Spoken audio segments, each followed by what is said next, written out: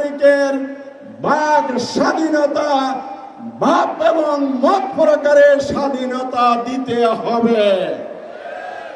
আমাদের রাশেদ প্রধানের বাড়ি পঞ্চগড়ের অফিসে যখন হামলা হয়েছে বিএনপির সন্ত্রাসীদের মাধ্যমে, মাননীয় স্বরাষ্ট্রমন্ত্রী সংবিধানের দ্বারা কি ভুলে গিয়েছিলেন?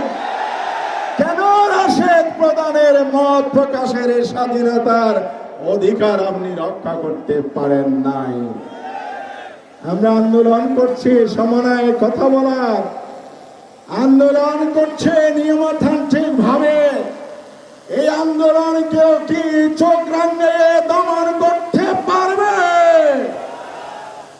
প্রধানমন্ত্রীও হুঙ্কার ছাড়েন, আন্দোলন করেন, আমরা প্রতিহত করব, মোকাবেলা করব।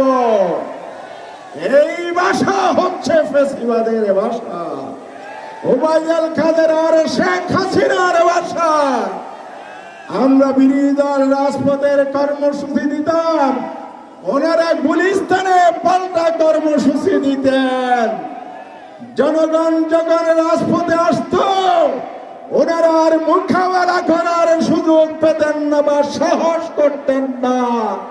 সরকারের পেটুয়া বাহিনী রাষ্ট্রযন্ত্রকে ব্যবহার করে বিরোধী দলের উপর দমন নীতি চালাতেন। বাংলার জনগণ ঐক্যবদ্ধ। ফ্যাসিবাদের আমলের মতো রাজপথে যদি মোকাবেলা করতে আসেন, এই জনগণ তার বিরুদ্ধে প্রতিরোধ করবে, দাবি আদায় করবে ইনশাআল্লাহ।